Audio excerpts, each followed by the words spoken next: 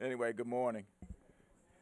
I think, as you all know, job creation is one of the top priorities of this administration, and we've taken a number of steps to get people unemployed. I think we expect our August unemployment data to be available to us in just a few days.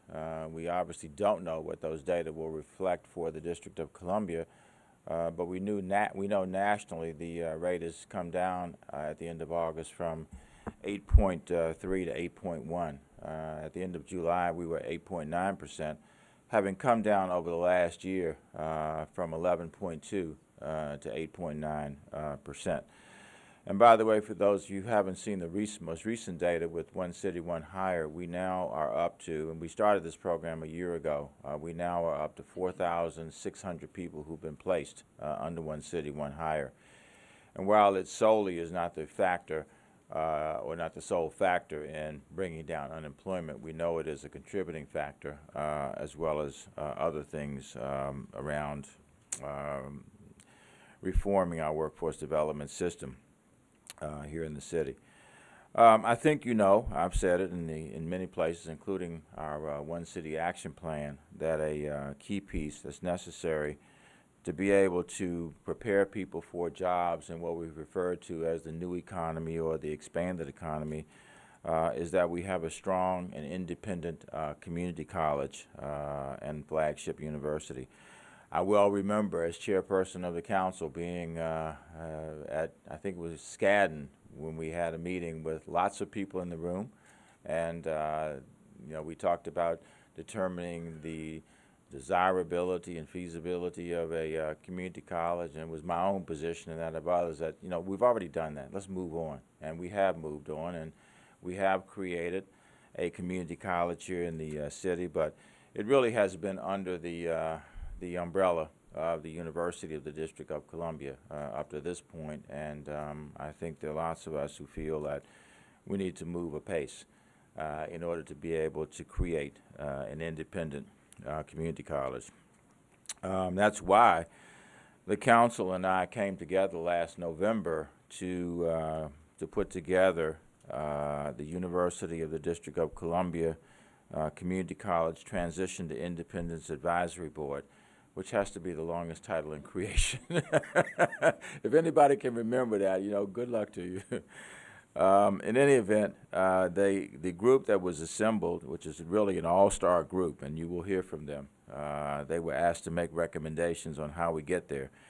And we're here this morning to get an update on the work. The report has been completed, and I want to thank each of them. I want to thank the chairman, Walter Smith, who will come up, Alice Rivlin, who on so many occasions has done so much for this city, dating back over a period of years.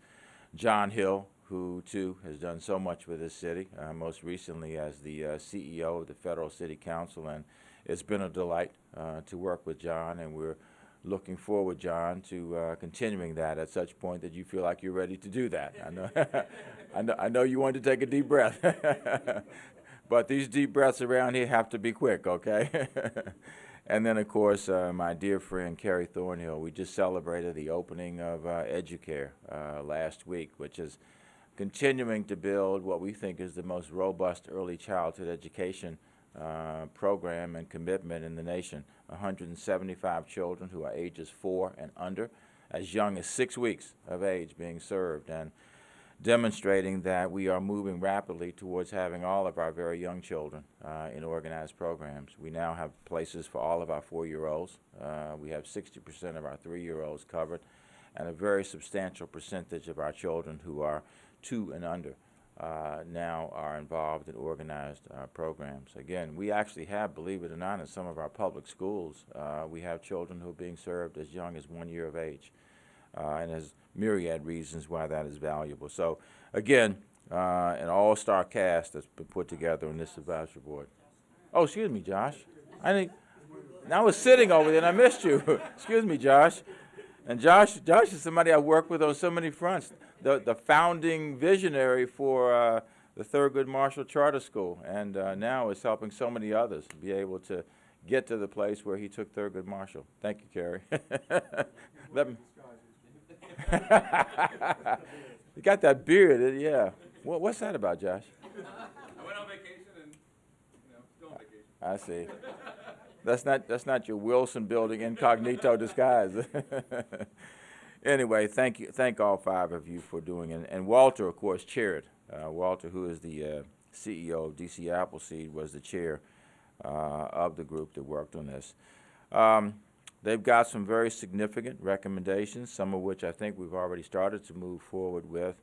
And the most important thing, I think, is to move as quickly as we possibly can to implement those recommendations. The UDC Board of Trustees also is working, we think, expeditiously toward the development and implementation of a plan for right-sizing the university. And that certainly right-sizing in this instance means trying to adapt to the budget that they have. The city is investing well over $60 million in the university at this stage. The total budget is somewhere in the neighborhood of $125 or $30 million. But there are things that have to be done there in order to have the university live within its means. The plan that's been put together, which I invite every one of you to read it, is really quite a thorough and high quality piece of work that's been done. And we look forward, of course, to working to implement the recommendations of that report and then merging that to some extent with the work that's being done now by the university trustees to be able to right-size the university. So that having been said, I'd like to ask Walter if he would come up and summarize, as you will, however you wish to do that, Walter, the report that's been put together by this task force. And then we'd be delighted to hear from some of the task force members thereafter, so we'd love to have you call them up. I'm happy to do that, too. Thank you, sir. Thank you, Mr. Mayor. Good morning, everyone. Thank you, Mr. Mayor. I would just like to acknowledge once again the tremendous team that the mayor and the council appointed. It was fun for us to do, not only to work with each other, but work with others. That's the really important thing for me to say, is that this report is in some ways not as important as the work that went into it. And I'd like to acknowledge that all of the great work the stakeholders did. We thought the only way to come up with a plan that would be supported and effective was to talk to the people who were most involved and who knew the most. And so what we did, starting last November or so when we came together, was talk to the mayor and talk to the key council members and work closely with the deputy mayor and with Jennifer Leonard, without whom we could not have done this work. We also worked with staff of the council. Equally important, we spent a lot of time talking to the folks at UDC and talking to the folks at the community college and working very closely with the board of UDC, because at the end of the day, most of the steps going forward that we have recommended are going to have to be implemented by the UDC board. And I'm happy to say that I at least think we had very good cooperation and support from the current chair of the UDC board, Elaine Kreider, and the previous chair of the board, Joe Askew. And I think that nearly everyone is aboard on what we have said. And in fact, in some ways, this report is a little, from our viewpoint, although we think it's important that you have it in writing, it's a little bit anticlimactic, because what we have tried to achieve beginning last November is develop a consensus about what needs to be done to move this community college to a strong and independent place, and at the same time have a strong university. And to find out from people who are experts and who've been working on this for many, many years how to get there.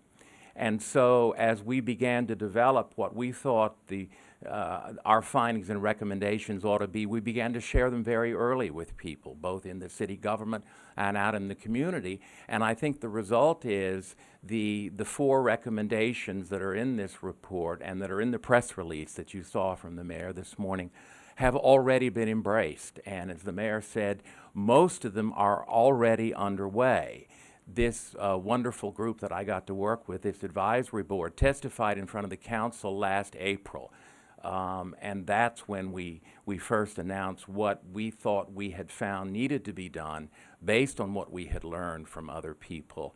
And most of it is already in the works. The other thing I should say is that very early on in the work of this group, we thought it was critical to have outside independent expertise to support our work. Because if we just talk to each other, and frankly, if we talked only to stakeholders, we might not get all of the bright ideas that we thought needed to come to bear here in the District of Columbia to make things better. And we were very lucky to have a lot of the best talent in town work with us pro bono. Skadden, as the mayor mentioned, has been working with us. Some accreditation experts over at Dow Loans worked with us. Some financial experts came to the table. Some labor experts at Morgan Lewis came to the table. And all of these people were willing to bring years of experience and expertise to these issues so we would have the benefit of their thinking when we first tried out our thoughts on the other stakeholders. And I think that, and this is the easy part, unfortunately, the findings and recommendations that are presented here are the right things for the community college, for the university, and for the mayor's goal of creating more and better jobs for district residents. Unfortunately, it's easy sometimes to make findings and recommendations. The hard work is still in front of a lot of people, and a lot of key stakeholders are in this room. But I think it can be done, and I think it can be done in large part because I think everyone has come together with regard to what needs to be done to give us a strong independent community college and also give us a strong UDC. So if you didn't already know what the 4 points are, if you'll pull out your press release from the mayor and look on the back, I'm going to quickly tell you what the 4 things are that this report goes into some detail about, as did our testimony last April. The first point we make is that in order to have an independent community college, it has got to be independently accredited. And that was one of the first conclusions we came to. We took that around to the stakeholders. Everyone embraced it. Dow Loans helped us develop what that would look like and how long it would take. This is spelled out in the report. It's going to take 3 to 4 years. By most people's estimations. But if you're going to have an independent community college, it has to be separately accredited by the appropriate accrediting body in this region called Middle States. And the first step to accomplish that, we recommended early and said so in our testimony in April, is that the University of the District of Columbia needs to apply for what is called branch campus status for the college. And the council agreed with that, and legislation was passed in June by the council and signed by the mayor, requiring that the application for branch campus status for the college, which is the first major step toward independent accreditation, needs to be filed by November the 1st. That's a requirement in the legislation, and to their great credit, I know that UDC and the college and the UDC board are working on that. That's the easiest point for us. After that, it gets harder, because even though our task, I forget the long name of our group, Mr. Mayor, but even though our task was to look at how to move the college to independence, you didn't have to be the brightest people around to figure out very early on that that is not going to happen effectively without first looking at UDC. Because the college is part of UDC right now. And in order to get separate accreditation, which we think is needed, the application for accreditation has to come from a strong financial institution, and that needs to be UDC. Not only because UDC needs to be strong in order to back the community college moving to independence, but because it's good for the city to have a strong UDC. We first looked then at what is the financial circumstance at UDC. And we said in our testimony, we say in this report, and I don't think anyone disputes it, that the strength of the university right now is not what it should be. It has very high costs by any measure. It's been running deficits for the last several years. Its reserves have been spent down to dangerously low levels. It probably has, we concluded, many more staff and faculty than its student population will support, and changes need to be made at the university in order to get its own financial house in order. And we go into some detail in the report about how that occurred and some possible steps to take. That's our second point. Our last 2 points are a reaction to that. One point, and this is something that the mayor already mentioned, is we believe, and I think the university and the Board of Trustees and all of the stakeholders agree, that UDC needs to develop what people have come to call a right-sizing plan.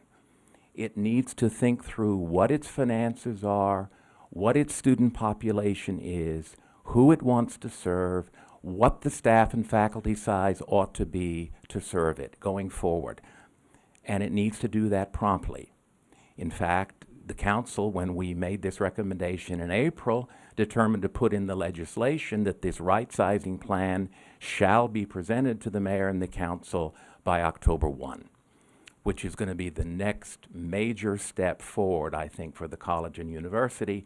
And I believe Councilmember McDuffie plans to hold a hearing in October to look at that right-sizing plan and to get input from stakeholders and others who care about this. You know, the mayor said he remembered in June of '08 when we had a meeting over Skadden to first talk about this. The truth is many, many people, long before DC Appleseed and others got involved in this, have been working toward this point. And I think we're moving.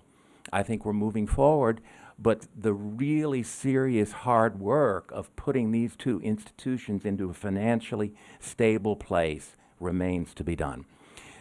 The other recommendation that we make is that part of the situation, as Alice Rivlin would say, that we face now, we ought to embrace as an opportunity. You know, we've got a financial situation that's unstable. We ought to look on that as an opportunity, and this is the other point in our paper, to rethink what the vision is for the University of the District of Columbia. Tom, I'm coming to a close. And this, I know that, but Tom will be heckling me here in a moment.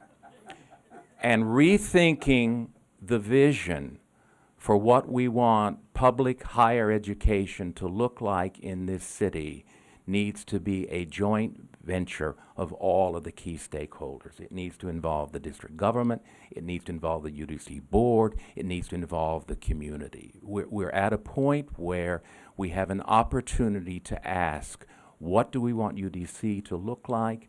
What do we want our community college to be? And how can we use them to best serve the residents of the District of Columbia?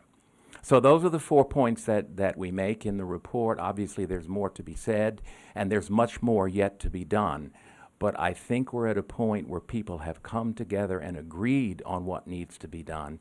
And I think that agreement is going to bring us to a place where we all want to be with these institutions. And we, on this advisory board, are happy to have played this role and are happy to find some other role to support this as it goes forward. So, Josh, Carrie, John, Alice, would you like to add some thoughts? Okay, so I guess we're done here. Tom, I'm done.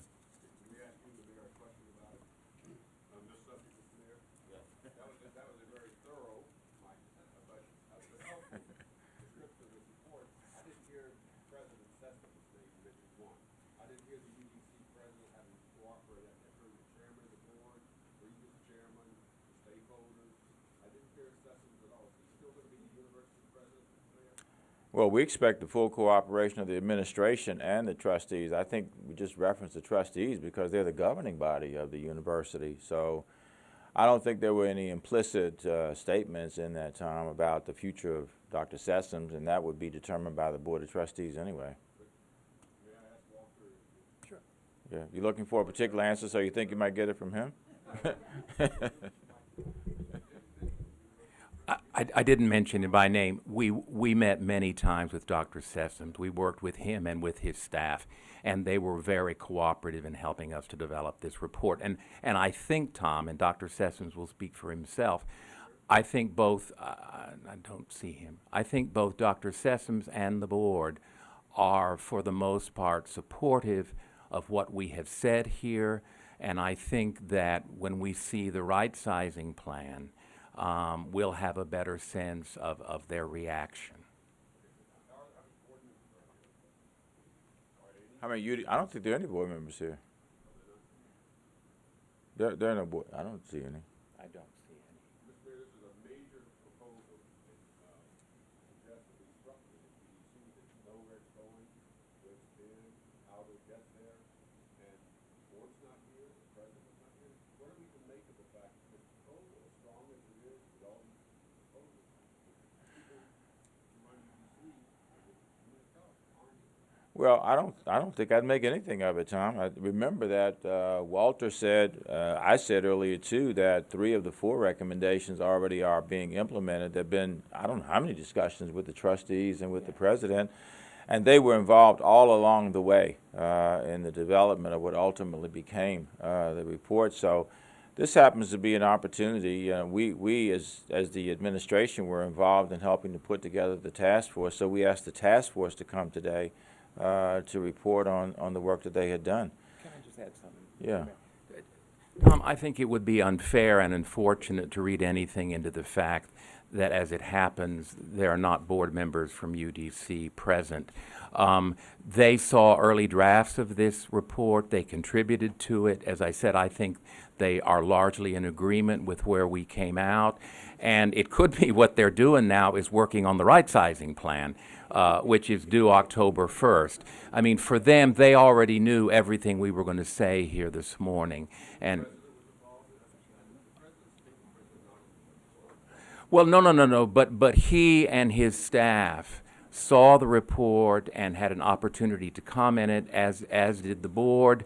My understanding, Tom, is from Elaine Kreider, who is the chair of the board, that while the board is essentially in agreement with what's in the report, they didn't want to make it a joint report from them and from us, and I believe they plan to issue some kind of statement at some point about it.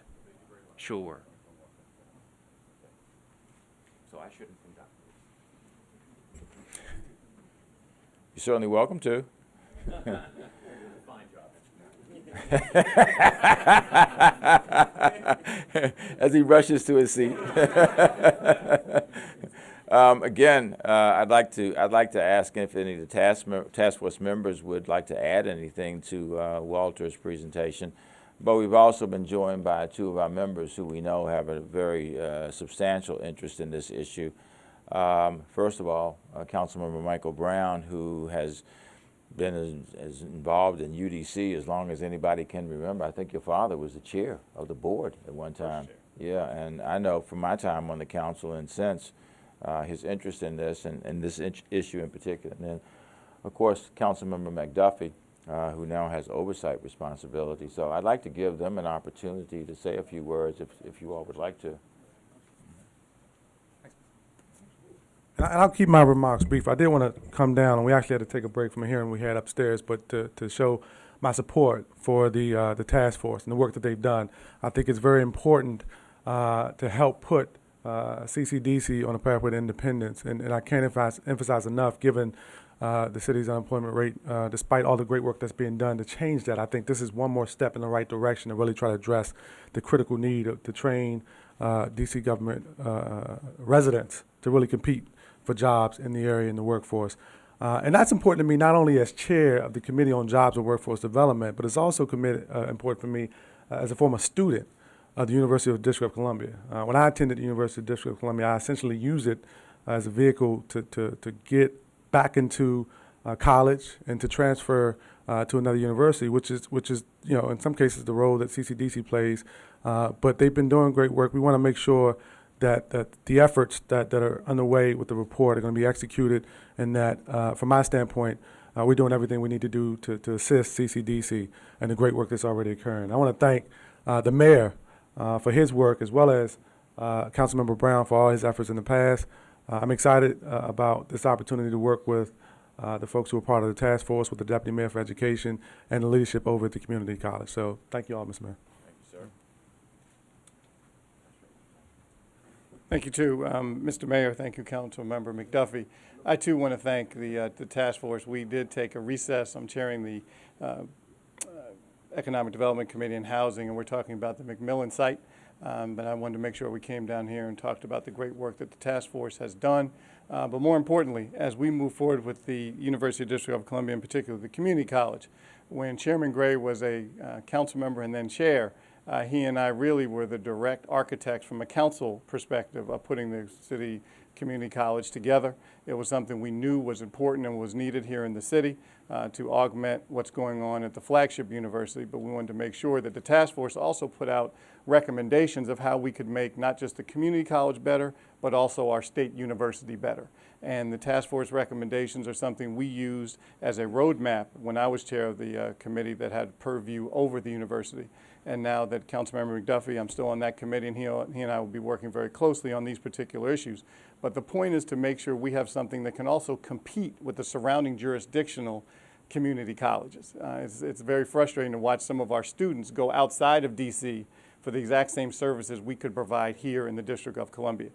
So with that, I want to thank the mayor, too, for his leadership. I see the Deputy Mayor of Education is here, too. I want to thank him. He and I have worked very closely on these particular issues. There are going to be challenges. This is not a perfect scenario, but we're going to continue to work as hard as we can to make sure we have the best university system anywhere in the country. Thank you, Mr. Mayor. Thank you. You want to stay? We're going to head back up. Oh, okay. Thank you. All right, okay.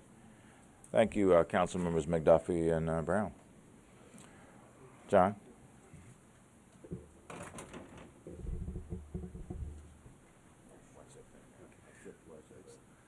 Yeah, thank you, Mr. Mayor. I wanted to certainly give a little bit of perspective to and expand on a few of the things that Walter said, especially when it relates to the downsizing or right-sizing of the university. These are not new issues, and so I think it's very important to note that even though the university has tried to and is in the process of creating a community college, the issues of the university operating at a level above its resources is not a new issue.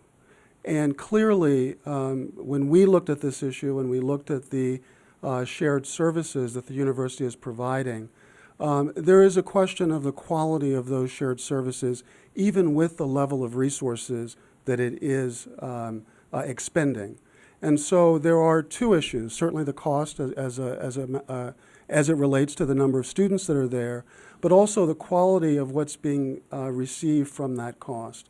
And again, that's something that spanned a number of years and just something that has come to light as a result of the work that they're doing with the community college. The other issue is that we believe it's important not to blame any individual group. This is not a union issue. We do believe that in order for there to be some solutions, unions, management, the city have to all work together to come to what those solutions are. And so you may hear some people say, this is because of the contracts or because of the inability to deal with problems with the unions. Many of us have done this work over a number of years, and you never get there if you do not include the unions in the solutions to these problems. So there have to be those discussions as well. And so I wanted to make sure that those points came out. Thank you, Mr. Mayor.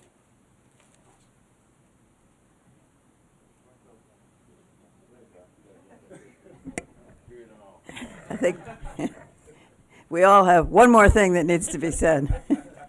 Let me just stress two things. First, why would you want an independent community college? I think that needs to be clear in people's minds, and it was clear from the beginning that the people who felt, including the mayor and many members of the council, who felt that the district was way behind the curve because we didn't have a community college. There were strong community colleges producing people ready for work in the new economy all around us, and we were the only city in the country of any significant size that didn't have one. But the people who felt that also felt it had to be independent because it's a different thing from a university. And universities have faculties with PhDs and academic responsibilities and focused on their baccalaureate and their higher degrees. And a community college is a different thing and needs a different kind of a faculty, much more job oriented and much more get started in higher education oriented. And it can't be run by the same people who are running a university. So that was clear from the very beginning. That said, the role played by UDC in creating the college was absolutely essential because you have to start with an accreditation. Otherwise, it takes years to establish a community college. So having it done under the aegis of the university was extremely important, and they got it started, and the board and Dr. Sessoms deserves great credit for having taken that first leap. But now the question is, how do we transition the community college to independence, and how do we have a strong university which has the resources to do what a university needs to do as the community college transitions?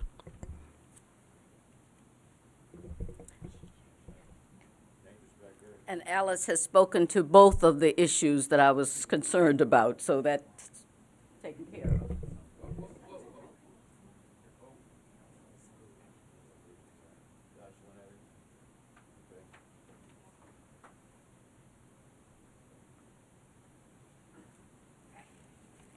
All right. Yes. Has the board gotten a sense of where the university's looking to cut and how much? Well, I don't know that you all, I mean, that's not really your job, right? That's the job of the trustees to do that. They have appropriately, rightfully pinpointed that as absolutely essential to being able to have a viable and vibrant, eventually largely self-supporting community college, but none is involved in the effort to right-size the UDC budget. Do you have any role when they come forward with the plan? Do you feedback or suggest any changes? I'll give my answer. I'd personally like to get their opinion. Yeah. Yeah. I mean, that being the case, they serve when they're called on. I can absolutely assure you this person will call upon them to say, what do you think of the product that has been produced? But it is ultimately the university's call. Yeah, it's the Board of Trustees' call. But, you know, remember that the city is investing about 50% or 50% plus in that budget. And therefore, we have a huge stake in the future of the university and especially the financial future. So I don't mind saying that if there are things that we see there that really we don't think bode well for the future of the university, I don't mind weighing in on that either. And I will. By the way, our interest, coincidentally, it is coincidental, we were sitting there, I was talking about the unemployment data earlier, and I got an email while I was sitting there, and I can't announce any information because we can't announce it's embargoed until Friday, but we'll have to embargo the good news.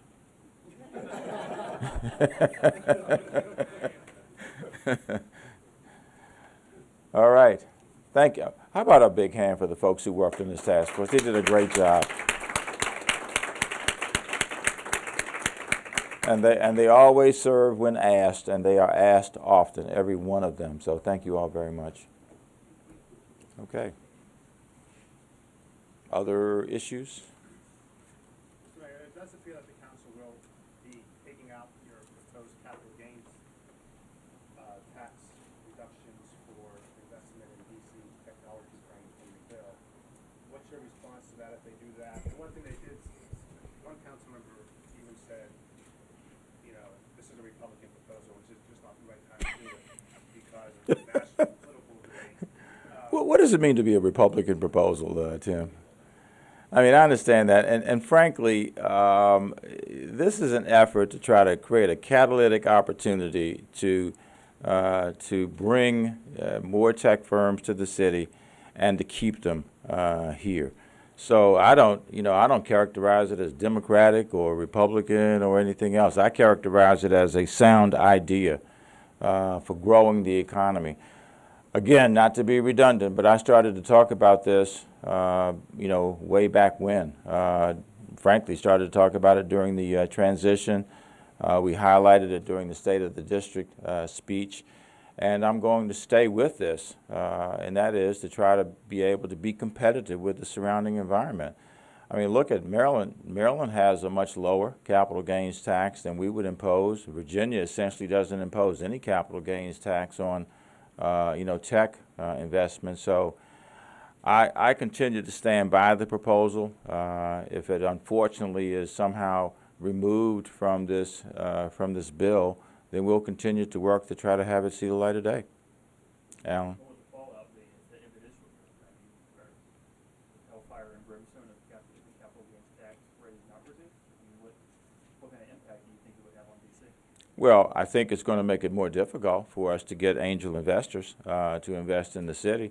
I think it's going to make it more difficult then, as a result, to be able to develop more tech firms. I think it's going to make it more difficult to retain tech firms in the District of Columbia. So, and this we've tried to express as much as we possibly can as we have talked about it. You all have, and we appreciate the fact that you all have actually covered this. This is an important issue to the future of this economy. I find it amazing that somebody would say, quote unquote, this is a Republican concept, while sequestration is looking us right down the throat. We could be affected, Eric, to the tune of $60 million in the city based on our preliminary analyses. So we've got to be able to find ways to become more self-sustaining, and this is an opportunity to do that. So without putting a political label on it, I put the label on it of it being financially sound and moves us further in the direction of being self-supporting. Tom, and then Tom, Mark. Seems like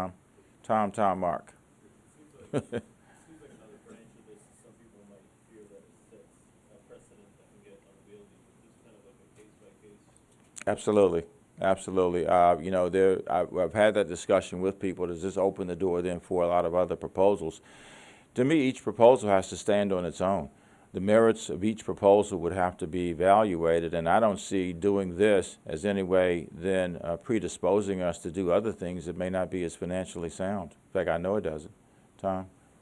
Back to the education issue. Jack Evans today introduced says legislation that would require the school system to have a librarian in each of its libraries for constitution, preserve authority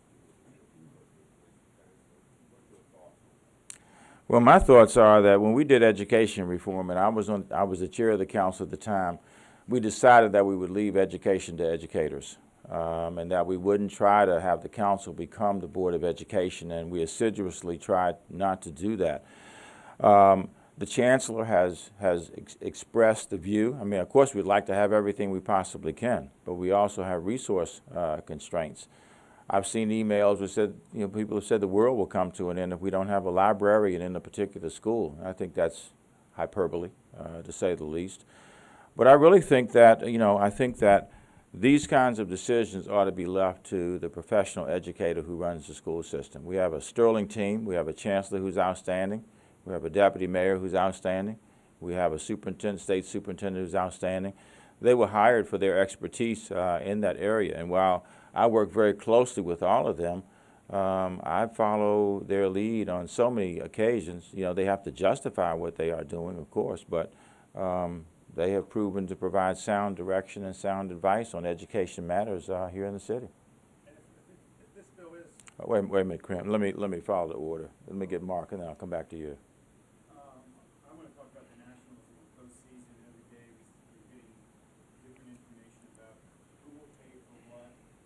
Jack Evans is saying now Metro will definitely stay open, but he doesn't have any indication who would put up the deposit. Chief Lanier has said the learners will pay for additional security.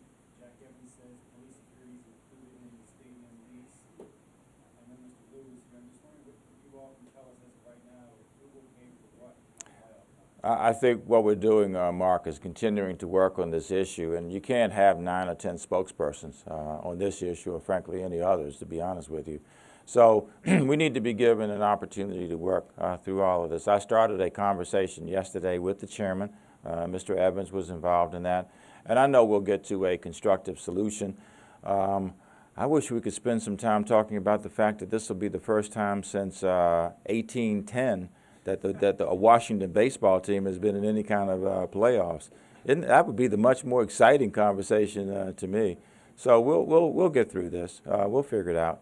Will the fans be assured that they come to the games or get home?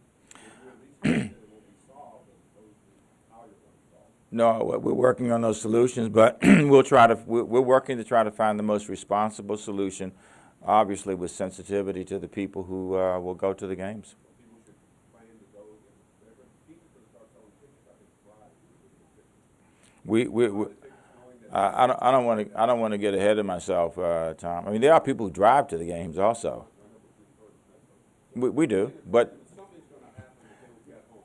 Whatever the details are, people should feel comfortable they can get home. I would have ultimate faith in the adults in the metropolitan Washington area that they will be able to find their way home. May take breadcrumbs.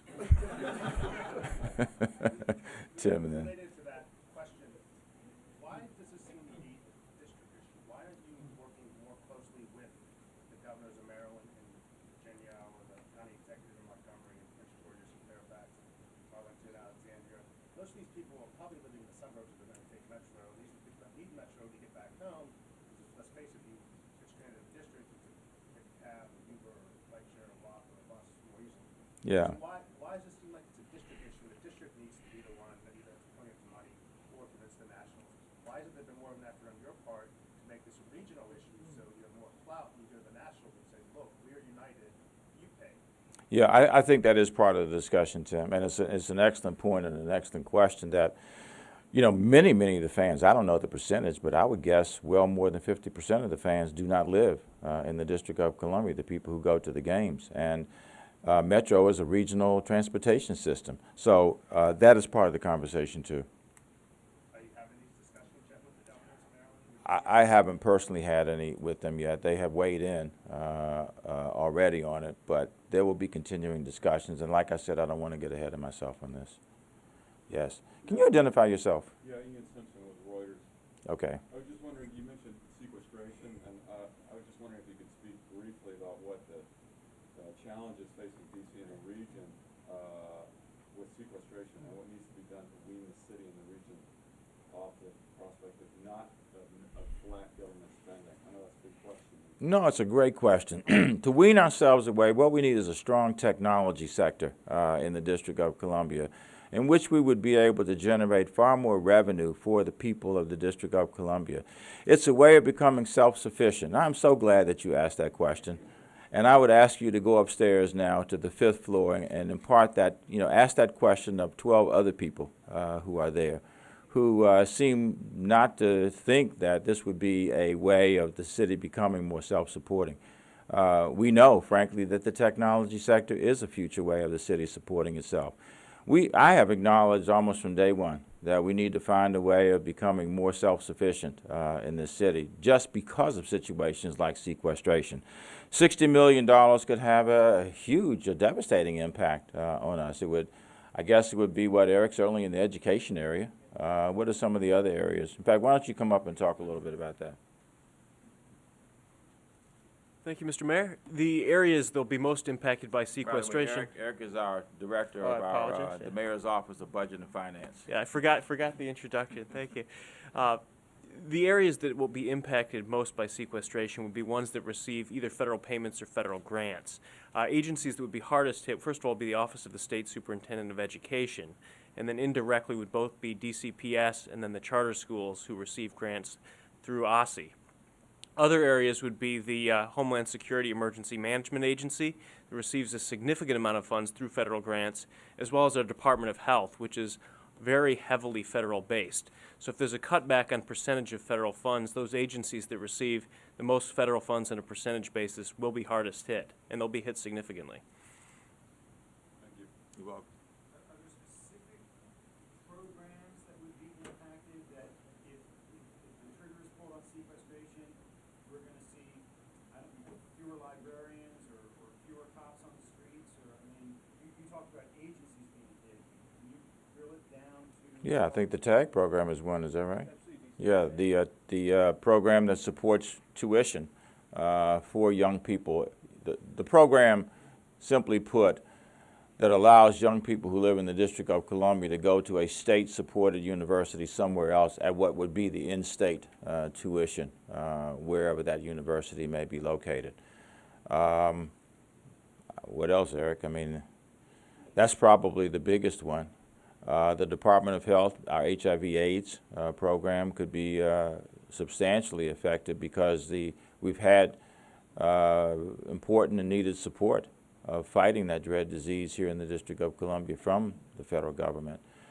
We don't know either. There's a proposal that we think would be otherwise in the fiscal year 13 budget to create an innovation and entrepreneurship center at St. E's, which is important to our continuing efforts to become a technology concentration in the city. So that one would be prospective. The others are programs that are already in place that would be at the threat of being substantially reduced. Would there be a freedom transportation fund? There's a lot of street projects in town. It could. What Eric was addressing was those things that are uniquely District of Columbia. But, for example, if the Department of Transportation or federal highway funds are reduced, every state would probably be affected by that and would have some impact on the funds available to us to continue our projects. And as you know, Tom, we've got a very aggressive program there with the 11th Street Bridge, all the street projects that we have underway at this stage. Alan? If sequestration does happen, would you consider tapping the fund balance to keep some of these programs? Well, the stabilization fund that we created is one avenue of being able to do that. What that would do is prevent the immediate devastation of programs, but frankly, the 14 budget would have to then reflect those reductions because we can't live off a fund balance. That's just putting off the inevitable and not being responsible, in my opinion. Matt? Mr. Mayor, Councilmember McDuffie yesterday expressed concerns that things weren't moving fast enough to fix the problems in Bloomingdale, and also was talking about proposing legislation to maybe help those folks who have had damage to their homes because of these floods. First of all, do you think things are moving fast enough, and do you support this legislation? Well, I haven't seen the legislation, so I don't want to comment on something I haven't seen. I certainly support the residents of Bloomingdale, and we've been trying to work hard to address those issues along with DC Water. And let's not lose sight of the fact that this is one of those instances where you have an independent agency which is on the point. You've got the executive, you've got the council, you've got others who are trying to support DC Water in being able to address this because obviously it affects the residents of the city and in that area. This is a problem, as you well know, has been around for decades and perhaps been exacerbated by the rain activity that we've had and the severity of those rain incidents. There are two or three things that we're already working on. DC Water is going to award a grant to DDOT to look at creating more catch basins in the area, and they already launched a study to do that.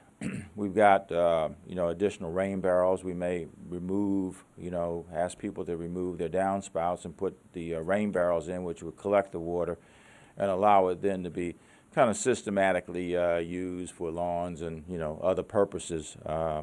Also, you all may remember that we had one of our bi-weeklies out in Northeast where we demonstrated the water runoff with pervious surfaces. Anybody remember that? Pretty phenomenal. And we've been looking at the possibility of doing that in some of the areas of Bloomingdale, which would then allow the water not just to back up and go into people's homes. It actually would be absorbed down into the pavement, which would be porous. So those are already solutions that we're looking at. I think you all know that there's a long-term solution to this 12 years out, but that's not acceptable to anybody, including me. And there's some other efforts that are being worked on now by the engineers at DC Water. We want to see those. We got a task force that is being chaired by our city administrator, which I think hopefully demonstrates the importance that we attach to this issue. So again, a lot of efforts that are going on. I think we are moving we're moving quite quickly, quite frankly, to address a problem that has not been solved. I don't know how long it's been around, probably since, how long, Warren? 100 years, okay. That's a while. And I was not here 100 years ago. Okay, Matt. The council member is seeking some relief, though, for those people who've been affected by floods, Mayor. So in the short term, is there anything you can offer to them from a financial standpoint, whether it's some kind of payback, some kind of loan program, sort of like we saw with the streetscape project in Adams Morgan, for example?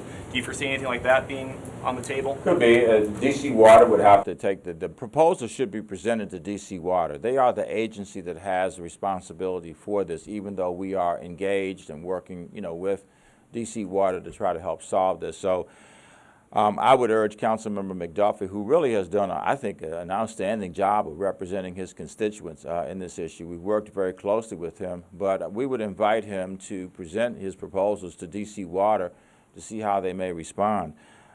We talked a couple of weeks ago about these backflow preventers, I think it is, that DC Water is putting up money for each household that's affected.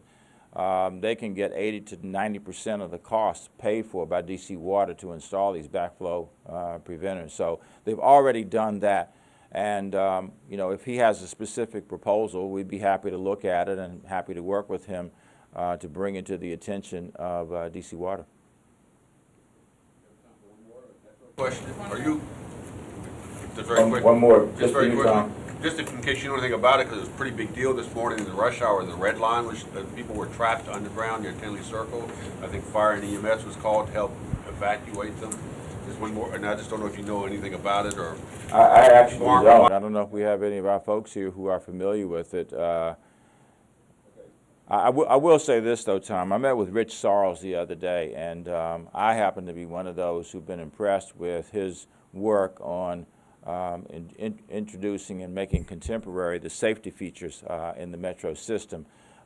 He'd be the first to acknowledge that they're not completely there, but I think they are making progress, and I think he's providing the leadership to continue to make this the best, subway system, rail system in the world. Hours? Actually, you know what? We didn't. We talked about another issue of interest. We actually were talking about buses that day. We didn't get to other issues. Thank you all.